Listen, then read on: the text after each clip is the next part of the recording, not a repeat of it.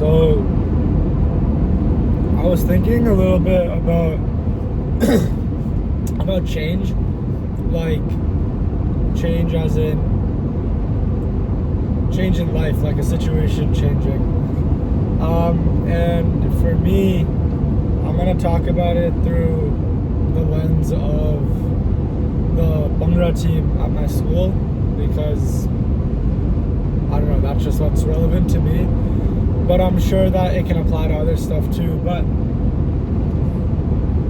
basically what I was thinking about is, why is change, why is it so scary? For me, why is it so scary?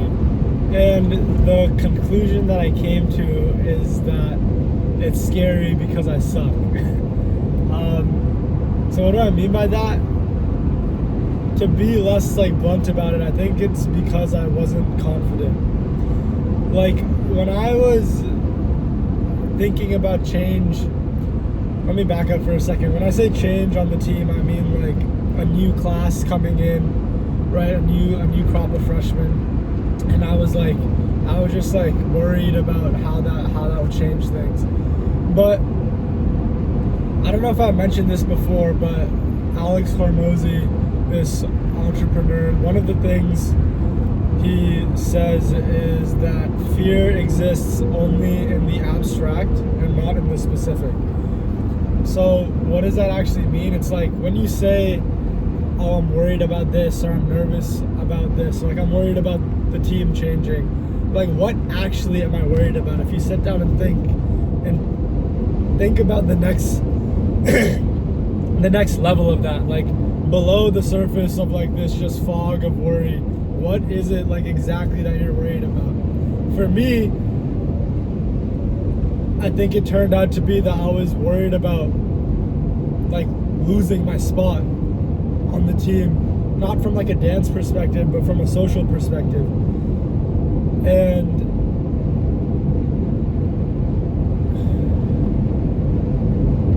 well, long story short, I fixed that, I think, by just working on my own self-esteem and self-confidence.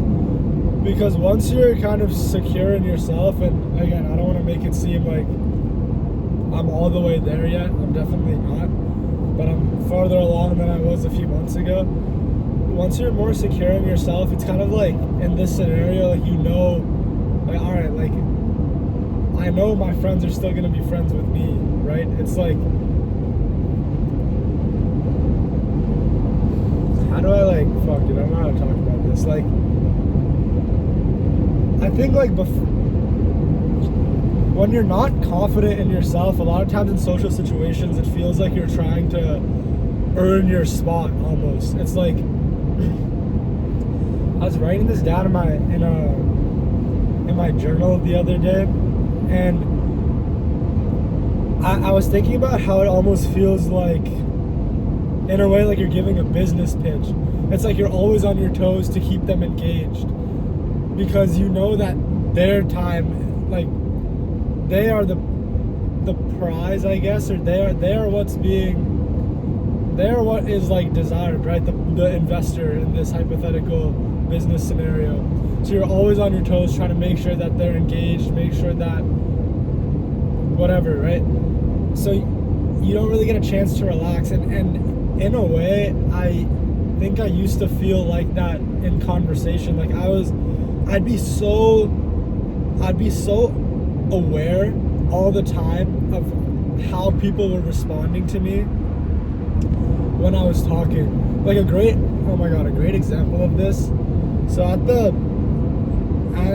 the beginning of the year at school, one of the events that the Bhangra team does is a team kind of barbecue, get to know you type of deal. And one activity that goes on there is that everyone goes around and just kind of tells an interesting story, right? So I remember when it came to my turn, I'm sitting in this circle of 25 people that I just met, and I was telling this story, and I was I don't know how to, I was hyper aware of every single word that I was saying, every time I stuttered, every time I felt like I didn't tell a part of the story well, and I was always like aware of just how things were coming across and how people were engaged, and I was like so pent up and like I was so just riled up and nervous about just keeping these people's attention, and the purpose of that was like wanting them, I guess, to like me. And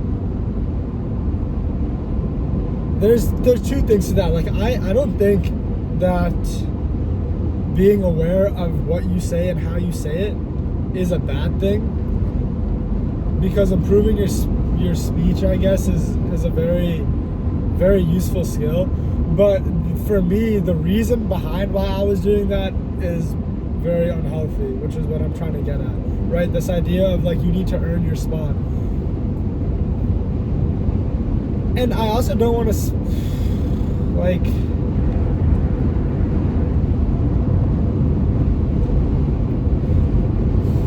I was gonna say, like, I also don't want to say that, like, you're always, like, worthy of a spot or something, but I was just kind of hesitating to say that. Because, like, even now, like, I'm thinking about, like, if someone's watching this, like, I need to fucking say something soon so I don't click off. I don't know, but I think the oh fuck, I think I just missed my exit. Shit.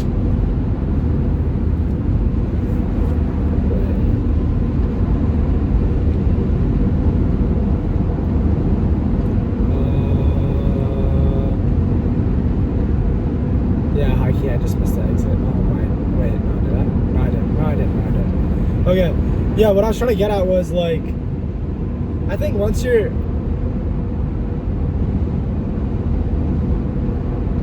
I think the underlying reason as to why you're like vying for these people's attention so much, and it's so important to you, is because, and I say you because like this is kind of addressed to me, but it's because I think I felt like that was all I had. Like if I didn't have these friends, like I had nothing else going for me in life. That sounds like really fucking sad and depressing, like, but, and that's not something that I like consciously thought of.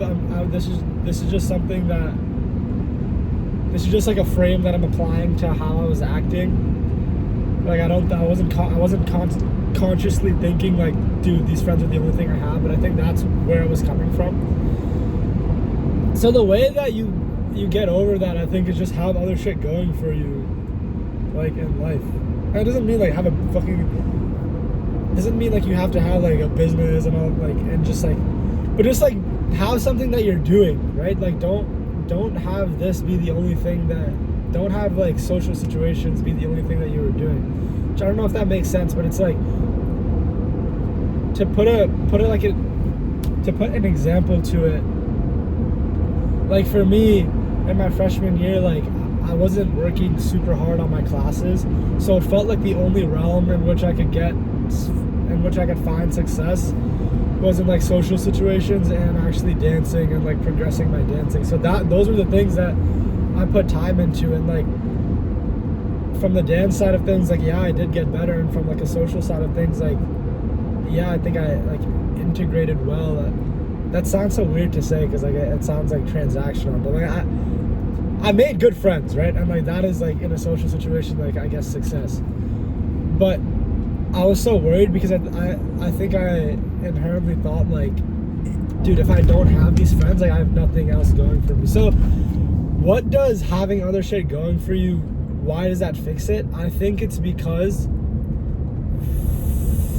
like fundamentally you would be okay if you didn't have those friends. Now, like, I want to be very careful when I say that, because I don't mean that my friends don't matter to me.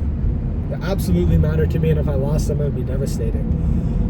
But it means that, maybe a better way to say it is that, like,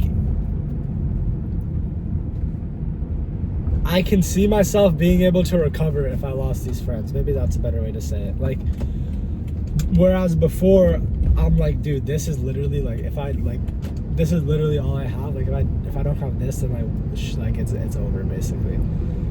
So yeah, I think like having all this shit going for you, and then what that does for you once you feel like secure in yourself, and you know like you're okay spending time with yourself, and like you know that your friends aren't gonna just fucking, you know that your connection with your friends isn't superficial, right? Like, because if it was, then it makes sense to be nervous about new people coming in, because what if they're able to just trump your superficial connection that you made with these people?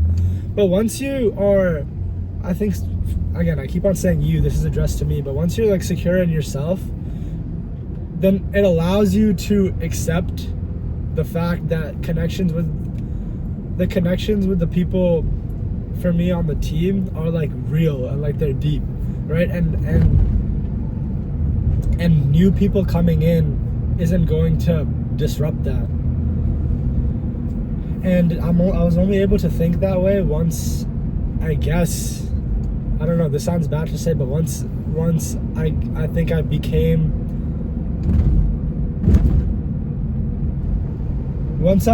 secure in myself, which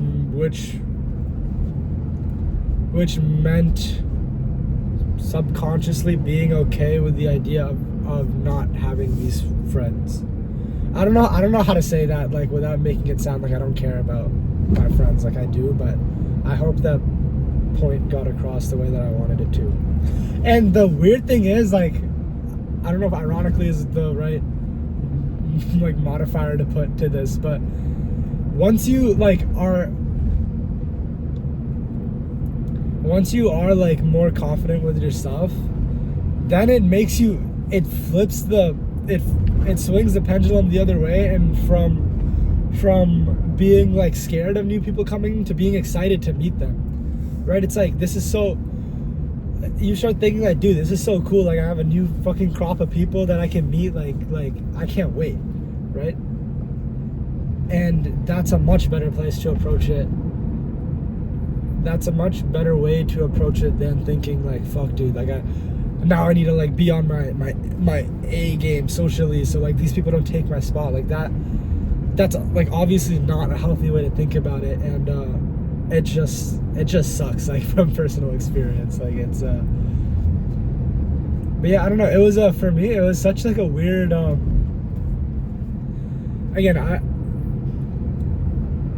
okay, let me pause for a sec. Before I say this, I want to preface by saying I entirely reject the idea that something can just click.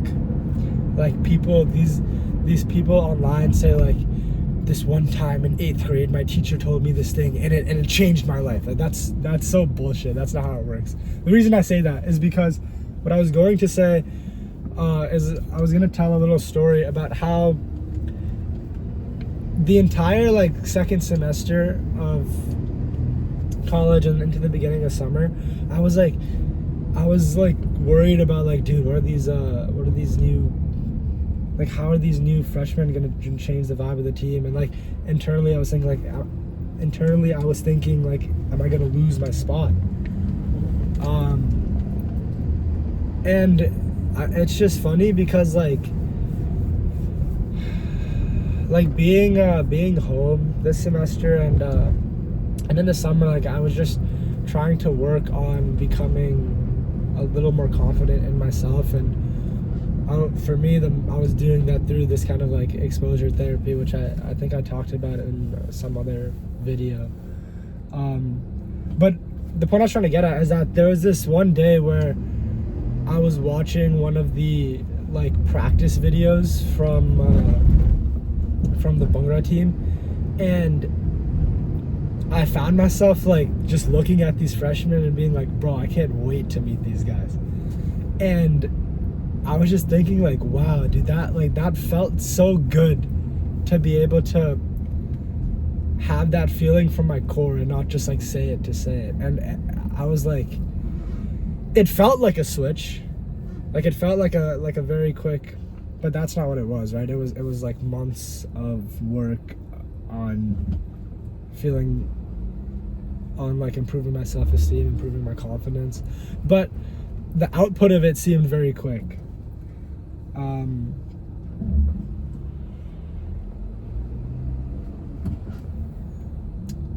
Yeah, I guess that's kind of everything.